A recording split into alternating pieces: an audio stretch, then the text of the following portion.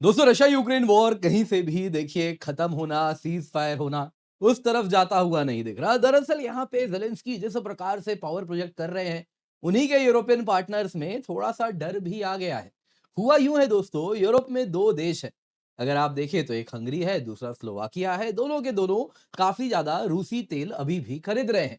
और जब European union ने कहा कि 2027 तक वो रशियन गैस खरीदते रहेंगे, रशियन क्रूड की बात करें तो ड्रुज़्बा पाइपलाइन से हंगरी स्लोवाकिया को तेल आता है, तो उन्होंने कहा देखिए हम तो अभी बंद नहीं करने वाले। हालांकि यहाँ पे यूक्रेन बड़ा नाराज भी हुआ। आप देख सकते हैं हंगरी और स्लोवाकिया ने कहा कि देखिए हमारे लिए रशियन ऑयल लेना बड़ा इंपॉर्टेंट है। कमाल है दोस्तों, पता नहीं क्या हुआ, वो सारे रिफाइनरीज जो रूसी तेल से चल रहे थे रोमानिया में, हंगरी में, वहां पे अचानक से ब्लास्ट हो गया। अब दोस्तों ये बड़ा ही वियर्ड कोइंसिडेंस है। कई लोग कह रहे हैं ऐसा कोइंसिडेंस लाइफ में होता नहीं है, ये सैबोटैज है। और कौन कर रहा है सब कोई समझ भी रहे हैं, लेकिन कोई खुल के कुछ बोल नहीं रहा है। दोस्तों यहाँ पे और एक चीज है, ट्रंप और पुतिन के बीच में जो मीटिंग होनी थी वो सडनली कैंसिल हो चुकी है।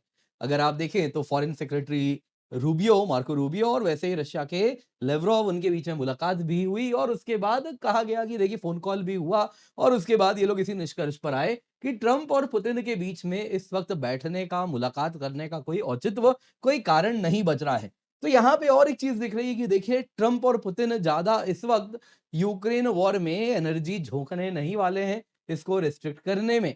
वहीं दोस्तों रशिया की तरफ से भी मैसिव रिटेलिएशन देखने मिल रहा है। ऑलरेडी ओवरनाइट कीव में जो बॉम्बिंग हुई है, भयानक बॉम्बिंग हुई है, 6 लोगों की जान जा चुकी है, कई सिविलियंस इसमें इंजर्ड भी हुए हैं।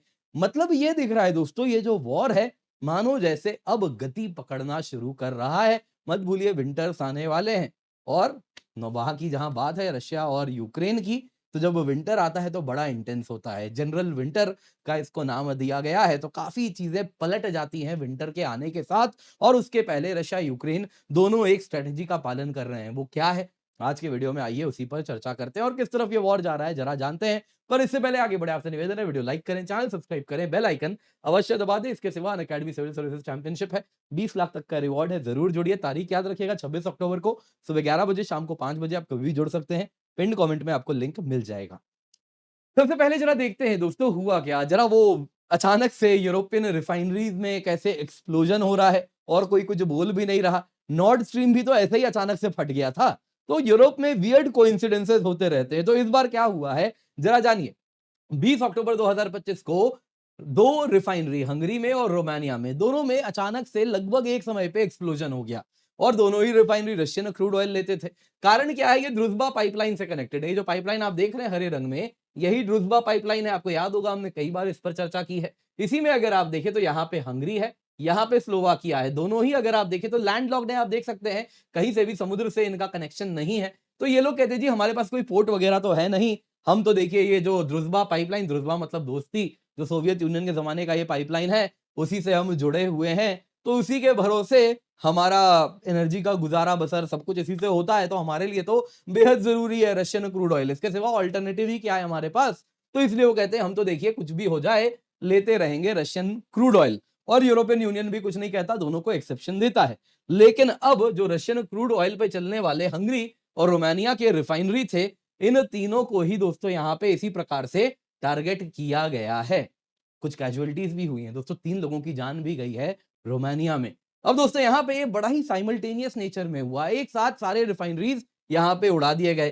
दोस्तों ये सैबोटैज जैसा ही कई लोग कह रहे हैं, नॉर्ड स्ट्रीम के साथ जैसा हुआ है, कुछ वैसा ही यहाँ भी दिख रहा है। हंगरी और स्लोवाकिया दोस्तों दोनों को ही ईयू ने एग्जेम्पशन दिया है, जैसा मैंने बताया लैंडलॉक्ड नेचर के वजह से। लेकिन यूक्रेन ने क्या किया था अभी रिसेंटली, जब इन देशों ने कहा था हम तो रशियन क्रूड ऑयल लेते रहेंगे ड्रुज़्बा पाइपलाइन के माध्यम से, यूक्रेन ने वोकली क्रिटिसाइज किया था और कहा था कि देखिए रशियन ऑयल इंपोर्ट्स यूरोप को तो बंद करना पड़ेगा। अब नहीं किया तो क्या उसका ये नतीजा हुआ। अब दोस्तों इन ऑपरेशंस के मायने क्या हुए, अगर आप मायने देखें तो पहला मायना ये है, यूक्रेन यहाँ पे ये इंश्योर कर रहा है, या यूक्रेन या जो भी इसको इंश्योर करवा रहा है कि देखिए अगर आप रशिया के साथ बिजनेस कर रहे हैं तो इसकी कीमत अदा करनी पड़ेगी। फिर आप नेटो पार्टनर या यूरोपियन यूनियन के ही सदस्य क्यों ना हो, और हम किसी से डरते नहीं हैं। दूसरी तरफ यहाँ पे यूरोपियन यूनियन को कलेक्टिवली इंश्योर करवाया जा रहा है आप रशिया के खिलाफ यूनाइटेड होंगे, इसके सिवा और कोई ऑप्शन नहीं है। यूक्रेन के खिलाफ जाना नॉन नेगोशिएबल है। मत भूलिए यूक्रेन मिलिटराइज़ हो रहा है बहुत तेज़ी से। जैसे-जैसे वो मिलिटराइज़ हो रहा है, वैसे-वैसे उसका स्फीयर ऑफ इन्फ्लुएंस भी बढ़ना शुरू हो रहा है। वो इस प्रकार से बाकी देशों के ऊपर भी अब प्रेशर डालना शुरू करेगा। तीसरा दोस्तों साइकोलॉजिकल इम्पैक्ट है। ये कहना चाह रहा है कि देखिए जितना भी यूक्रेन के खिलाफ यदि कोई भी खड़ा होगा, तो यूक्रेन उसका जवाब देगा। नेशनल इंटरेस्ट यूक्रेन के लिए इस वक़्त सबसे इम्पोर्टेंट है, ये वॉर का समय है। अब दोस्तों ये तो कुछ मैसेजिंग है जो शायद कोई देना चाह रहा है इन सारे देशों को जो रूसी तेल खरीद रहे हैं। अब दोस्तों आते हैं इन सब के बीच में ट्रंप और पुतिन मीटिंग के बीच। दोस्तों यूएस एंड रशिया के बीच में हाई लेवल मीटिंग प्लान थी कि बुडापेस्ट समिट होगा जिसके अंतर्गत एक सीज फायर अग्रीमेंट पर चर्चा होगी कि कैसे यूक्रेन में सीज फायर करना है। इसके लिए ट्रंप और पुतिन बैठ के चर्चा करेंगे। दोस्तों यहाँ पे हुआ यूं है अचानक से ये मीटिंग कैंसिल कर दी गई है। कारण क्या दिया जा रहा है? देखिए कारण दिया जा रहा है कि रशिया का स्टैंड जो है वो कहीं न कहीं यूक्रेन एक्सेप्ट नहीं कर रहा। स्टैंड बड़ा क्लियर है जो रशिया पहले भी कह रहा था कि ये टेम्परेरी सीज़ फायर मुझे नहीं चाहिए, चाहिए तो कंप्लीट पीस चाहिए, उसी पर चर्चा होगी। ये 10 दिन, 1 महीना, 2 महीने का सीज़ फायर नहीं चलेगा। कंप्लीट पीस पे चर्चा कीजिए, वॉर कंप्लीटली रोकना है, टेरिटरी एक्सचेंजेस क्या होने हैं, उन सब पे चर्चा होगी। ऐसा नहीं कि 100 दिन के लिए वॉर रोक लिए, बीच में थोड़ा-सा ज़ेलेंस्की और अपने आप को मजबूत कर लिए, उसके बाद फिर लड़ने आ जाएँ, वो नहीं चाहिए।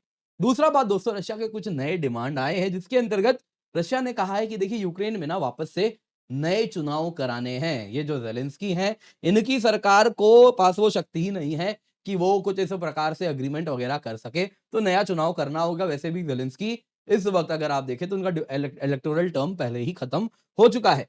इसके सिवा यूक्रेन नेटो कभी जॉइन नहीं करेंगे, गारंटी देनी होगी। साथ ही साथ रशियन स्पीकर्स जो यूक्रेन में हैं, उनके खिलाफ जो यूक्रेन में जो एक प्रकार का आप अगर देखें तो परसिक्यूशन हुआ है, वो खत्म करना पड़ेगा। दोस्तों ज़ेलेंस्की यहाँ पे कुछ और थ्योरी दे रहे हैं। उनका हाइपोथेसिस है कि इसलिए ये मीटिंग कैंसल हो गई क्योंकि पुतिन के पास अब कुछ डिप्लोमेसी के लिए ज़रूरत ही नहीं पड़ी है। कारण क्या है? ट्रंप ने जो ज़ेलेंस्की को मना कर दिया टोमाहॉक देने से, तो अब पुतिन का पलड़ा भारी हो गया है। पलड़ा भारी है तो ऐसे वक़्त में वो क्यों डिप्लोमेसी करेंगे? तो इसलिए ज़ेलेंस्की कह रहे हैं कि ट्रंप के इस मूव के वजह से या इस नादानी की वजह से आज पुतिन का पलड़ा भारी है। देखिए डिप्लोमेसी वो नहीं कर रहे। मुझे आप टोमाहॉक दे दीजिए, देखिए कैसे पुतिन टेबल पे आ जाएँगे। वो दोस्तों हर चीज़ कुछ इसी प्रकार के वियर्ड लॉजिक से कनेक्ट करते हैं। खैर आगे अगर आप देखें यहाँ पे तो रूबियो और लेवरोव के बीच में हो सकता है आने वाले दिनों में वापस से चर्चा होगी। कोई बड़ी बात नहीं है, मलेशिया में आसियान समिट होगा, वहाँ पे दोनों के बीच में चर्चा हो भी जाए। अब दोस्तों यहाँ पे क्या हुआ है देखिए पलड़ा तो रशिया का भारी हो रहा है तो कीव भी अंडर अटैक है। आज रात की बात है, भयानक बॉम्बिंग हुई है मल्टीपल वेव्स में Dnipro, Zaporizhzhia, port of Izmail. आप देख सकते हैं हर जगह किस प्रकार से मिसाइल वर्षा हुई है। अलग ही लेवल पे कुछ हुआ है। खैर दोस्तों इन सब के बीच में 6 लोगों की मृत्यु हो गई यूक्रेन में जो कि बेहद दुखद है और इसके साथ काफ़ी एनर्जी इंफ्रास्ट्रक्चर को भी इन्होंने डैमेज कर दिया। साथ ही साथ इमरजेंसी पावर आउटेज भी हुआ कीव में, नीप्रो में, ओडेसा में।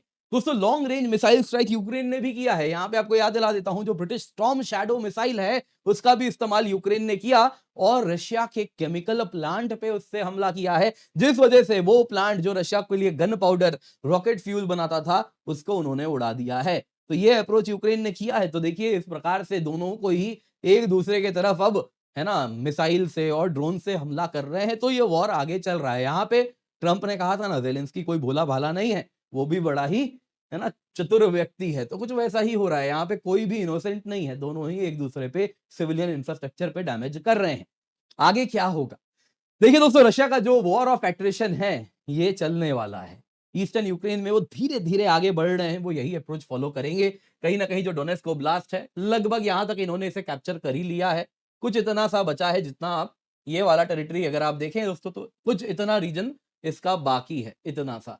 तो इतना सा बाकी है उसमें वो धीरे-धीरे मूव कर रहे हैं, तो वो उनको कंप्लीटली चाहिए। ऑलरेडी रशिया ने बोल भी दिया है कि देखिए डोनेट्स्क ओब्लास्ट यदि ज़ेलेंस्की पूरा मुझे दे दें, तो मुझे कोई दिक्कत नहीं है वॉर रोकने में। तो most likely Donetsk oblast Russia पूरा का पूरा कैप्चर करना चाहेगा। फिलहाल 3/4 जैसा उसके कंट्रोल में ऑलरेडी है ही। दोस्तों रशिया अगर आप देखें 2024-25 में 4000 स्क्वायर किलोमीटर से अधिक की जमीन इन्होंने कहीं न कहीं कैप्चर की है। तो धीरे-धीरे आगे बढ़ रहे हैं लेकिन गति भी आ रही है। एनर्जी वॉर यहाँ पे होता हुआ दिख रहा है जिसके अंतर्गत यूक्रेन के एनर्जी इंफ्रास्ट्रक्चर का रशिया सफाया कर रहा है 2025-26 कि विंटर्स के आने के पहले मेजर वाइड स्प्रेड ब्लैकआउट हो रहा है, इमरजेंसी पावर कट्स हो रहे हैं और यूक्रेन भी कुछ वैसा ही कर रहा है। वो भी अगर आप देखें तो रशिया की जो ऑयल रिफाइनरीज है, फ्यूल डिपोज है, उसको उड़ा रहा है। तो यहाँ पे एनर्जी वॉर के बीच में अगर आप देखें तो विंटर का सब उसके पहले अपना पलड़ा भारी करना चाह रहे हैं। अब मोस्ट लाइकली आउटकम क्या है? देखिए दोस्तों, यहाँ पे यही चीज दिख रही है कि जो वॉर ऑफ एट्रिशन है ये चलता रहेगा। रशिया ने बहुत ज्यादा यहाँ पे कहीं ना कहीं बलिदानी भी उनके सोल्जर्स ने दी है इस पूरे वॉर में। तो लेकिन रशिया तैयार है, वो बॉडी बैग से डरता नहीं है अमेरिकन की तरह। मत भूलिए, वॉर में वही फौज सरवाइव करती है which is not afraid of body bags. Russia को कोई फर्क नहीं पड़ता, हाँ सोल्जर्स हैं लेकिन बॉडी बैग से वो डरता नहीं है। जिस वजह से यहां पे अगर आप देखें तो ऐसा यूक्रेनियन इंटेलिजेंस का दावा है कि इस विंटर में रशिया कुछ एक्टिव विंटर कैंपेन करेगा, स्टेलमेट नहीं होने वाला है। तो उससे दिखेगा किस तरफ चीजें आगे जाएंगी। लेकिन एक चीज क्लियर है, आने वाले 3-4 महीने में कुछ सीज फायर ऑप्शन के रूप में देखिए दिख तो यहां पर किसी को भी नहीं रहा है। बाकी क्या होगा ये तो समय ही बेहतर बताएगा। उम्मीद करता हूं दोस्तों आपको वीडियो पसंद आई होगी, लाइक जरूर कीजिएगा। बाकी तो आपके लिए इंडियन ज्योग्राफी के 6 लेक्चर्स आ चुके हैं, जल्दी से जाइए, जाके जुड़िए। यूपीएससी मंजिल पर वन स्टॉप सोल्यूशन है, सब कुछ यहाँ पर टू दी पॉइंट कवर किया जा रहा है। 24,999 रुपए में आपके लिए हम सब्सक्रिप्शन लाए हैं। कंप्लीट सिलेबस कवरेज है, complete GS, complete CSAT, prelims test series, mains test series with evaluation मिलता है। और सिर्फ इतना ही नहीं, इस वक्त आपको हम निश्चय का भी सब्सक्रिप्शन दे रहे हैं बिल्कुल फ्री, जिसके अंतर्गत आपको कंप्लीट मेंस कवरेज मिलेगा। जी हाँ, जीएस 1, 2, 3, 4 ऐसे मॉक ड्रिल्स मिलते हैं, mock test with model answer मिलता है, dedicated mains notes with 1 page summary मिलता है। 9,999 रुपए का है, लेकिन एक साल या उससे अधिक की सब्सक्रिप्शन जो 24,999 में स्टार्ट हो रही है on using the code KC10 आपको बिल्कुल फ्री मिल जाएगा। तो जल्दी से जाइए, जाके जुड़िए। बहुत सारे बैचेस हैं, हिंदी, इंग्लिश सभी में स्टार्ट हो गए हैं। तो जाएं, जाके जुड़ जाएं, use the code KC10 for maximum discount.